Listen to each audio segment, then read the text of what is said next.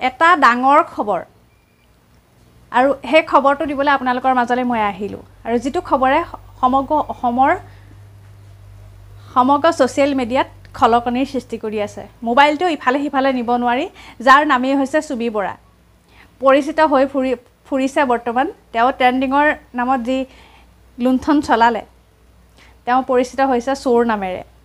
আৰু মই এতিয়া বৰ্তমান ক'বলৈ গৈ আছোঁ চুমি বৰাৰ কথা আৰু চুমি বৰাক বৰ্তমান গ্ৰেপ্তাৰ কৰিলে হয় আপোনালোকে শুনিবলৈ ঠিকেই ৰৈ আছে আৰু আমিও সেই ধৰণেই বাট চাই আছোঁ আজি গ্ৰেপ্তাৰ কৰিব পাৰিলেনে চুমি বৰাক নাই পৰা কিন্তু কিয় জানেনে আপুনি মই কোৱা ধৰণেৰে গ্ৰেপ্তাৰ কৰিবলৈ সহজ নহয় যি নেকি আৰক্ষী প্ৰশাসনৰ মুখ্য আৰক্ষীয়ে যদি তেওঁক পলুৱাই পঠিয়ায় আৰু কোনোবা যদি নেতা তেওঁৰ লগত জড়িত হৈ থাকে তেতিয়া তেওঁক গ্ৰেপ্তাৰ কেতিয়াও কৰিব নোৱাৰে মুকলি আকাশৰ তলত ঘূৰি ফুৰিছে যদিও আজিও গ্ৰেপ্তাৰ কৰিব পৰা নাই আৰু আপোনালোকৰ মাজলৈ মই ভিডিঅ'টো লৈ আহিলোঁ আৰু ময়ূৰপংখী চেনেলৰ ফালৰ পৰা আপোনালোকলৈ আন্তৰিক অভিনন্দন জ্ঞাপন কৰিছোঁ আৰু মোৰ ভিডিঅ'টো চাই যদি আপোনালোকে ভাল পায় like comment share and subscribe কৰিবলৈ নাপাহৰিব আৰু বলক তেনেহ'লে ভিডিঅ'টো মই আৰম্ভ কৰোঁ আৰু এই চুমি বৰা আৰু বিশাল ফুকনৰ সন্দৰ্ভত ছ'চিয়েল মিডিয়া গোটেই তোলপাৰ হৈ আছে মোবাইলটো আগলৈও নিব নোৱাৰি পিছলৈও নিব নোৱাৰি চুমি বৰা বিশাল ফুকন স্বপ্ননীল দাস আদিত্যম শইকীয়া আৰু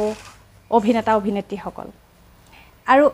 এই সন্দৰ্ভত সকলোৰে মন্তব্য দাঙি ধৰিছে সকলোৱে নিজা নিজা মতামত দিছে যে এইবোৰ অসমত কি চলি আছে আৰু এতিয়া ময়ো আপোনালোকক ক'বলৈ গৈ আছোঁ যে এজন ৰাজনৈতিক নেতা যিজন নেতা আপোনালোকে সকলোৱে চিনি পায় লুৰিণজ্যোতি গগৈ আৰু লুৰিণজ্যোতি গগৈয়েও এই সন্দৰ্ভত কিনো মন্তব্য দাঙি ধৰিছে আৰু অপৰাধী যে অসমত ঘূৰি ফুৰিছে মুকলি আকাশৰ তলত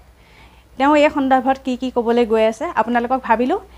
তাৰ অকণমান শুনাও বুলি আৰু ভিডিঅ'টো আপোনালোকৰ মাজলৈ লৈ আহিলোঁ বলক তেনেহ'লে লুৰিণজ্যোতি গগৈ ডাঙৰীয়াই কি কৈছিলে কথাখিনি আপোনালোকক অকণমান শুনাওঁগৈ আৰু বলক আজি যে এই 4 দিন 5 দিন যে অপৰাধীসকল মুক্ত আকাশৰ তলত ঘূৰি ফুৰিছে এনেকে যি অৰাজক পৰিস্থিতি সৃষ্টি হৈছে এই 4-5 দিন হ'ল আজিলৈকে মূল যিসকল ইয়াৰ লগত অভিযুক্ত যিগৰাকী কোৰিঅ'গ্ৰাফাৰৰ লগত জড়িত ব্যক্তিৰ কথা উল্লেখ হৈছে তেওঁৰ পতিৰ কথা উল্লেখ কৰিছে আন যিবোৰ ইয়াৰ লগত জড়িত হৈ থকা অপৰাধী আজিলৈকে মুখ্যমন্ত্ৰীয়ে কৰায়ত্ব কৰিব পৰা নাই তাৰ মানে মুকলি আকাশত তেওঁলোকে ঘূৰি ফুৰিছে এই গোটেই কথাটোৱে প্ৰমাণ কৰিছে চৰকাৰহীনতা এই যে গোটেই প্ৰক্ৰিয়া তদন্ত প্ৰক্ৰিয়া থেৰোগেৰোকে আগবাঢ়িছে নাবাহুকে আগবাঢ়িছে এই গোটেই কথা বতৰাবোৰৰ লগত মই ভাবোঁ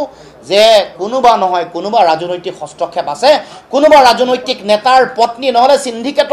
সিন্ডিকেটত টকা পইচা বিনিয়োগ কৰিবলৈ কেনেকৈ সুযোগ পাব সিন্ডিকেটৰ মহানায়ক কোন সিন্ডিকেটৰ লগত জড়িত হৈ থকা ব্যক্তি কোন সিন্ডিকেটৰ মহানায়কৰ পত্নীৰ কি ভূমিকা এইবোৰ কথা আলোচনালৈ আহিব লাগে এইবোৰ তদন্তৰ আওতালৈ আহিব লাগে গতিকে এই কথা বতৰাবোৰ যেতিয়ালৈকে তদন্তলৈ নাহিব যেতিয়ালৈকে অপৰাধীসকলক এনেকৈ মুক্ত বিচৰণ কৰিবৰ কাৰণে মানে তেওঁলোকে ফ্ৰী এক্সিট ৰুট তেওঁলোকক এৰি দিব তেতিয়া এনেকুৱা পৰিৱেশ হ'বই গতিকে আমি মুখ্যমন্ত্ৰীয়ে এনেকৈ যিটো ভীমৰ আস্ফালন কৰি আছে যে আমুক হ'ব তামুক হ'ব প্ৰথমতে অপৰাধীসকলক কৰায়ত্ব কৰি দেখুৱাওক